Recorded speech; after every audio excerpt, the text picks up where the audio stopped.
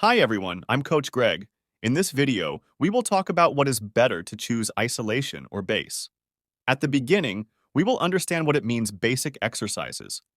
These are those exercises in which several muscle groups are involved. For example, barbell bench press. There are several muscle groups involved, such as large pectoral muscles, triceps, and anterior delta. Accordingly, isolation are those exercises that involve one group of muscles. Naturally, we're going to look at it from a scientific point of view. So there was a meta-analysis from James Fisher, James Steele, 2017 comparing long-term adaptation, strength increase, and hypertrophy when using multi-joint combination of multi-joint and single-joint exercises. The conclusion was as follows. Beginners in the gym can safely use only basic exercises in the program of strength training, at least for the upper body, to get good results in terms of muscle activation and long-term adaptation, both in strength and hypertrophy.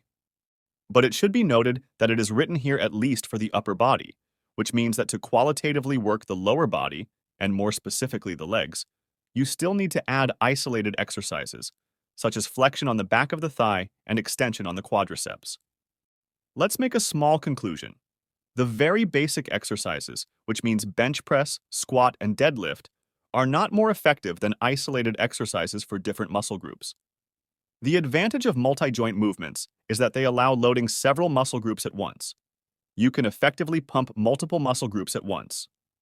The more muscle groups are trained at the same time, the greater the effect of the training, but too much systemic fatigue will not allow you to work a large number of muscle groups properly at the same time. For example, doing barbell squats and bench presses on the same day is not a good idea. It is also worth considering that not all multi-joint exercises are as effective as isolation for some muscle groups. For example, the bench press perfectly stimulates the medial and lateral triceps bundle to grow, but does not give the proper mechanical load to the long triceps bundle. The effectiveness of an exercise is determined not by whether it is isolation or base, but by how good mechanical tension it gives in the muscle you need.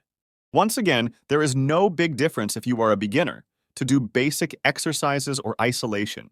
But for beginners, it is important to stimulate several muscle groups at once, which would be faster to adapt to the load. Also, for beginners, it is enough to train only the base and not to fixate on small muscle groups for the next month. After that, you can add isolation, for example, on triceps or biceps. Why not to fixate on small muscle groups? Because in basic exercises, smaller muscle groups are very well included, for example, in bench press, triceps and anterior delta, in pull-ups, biceps, and so on. But for more experienced athletes, it is important to train smaller muscle groups, as there is not enough load in the basic exercises. Let's make a general conclusion. It is necessary to do both basic and isolation exercises. It is important to know how to dose the load correctly. This is where the video ends. To help build a proper workout and nutrition plan, I can help in my online introduction in my Telegram. Link in the description. See you in the next video.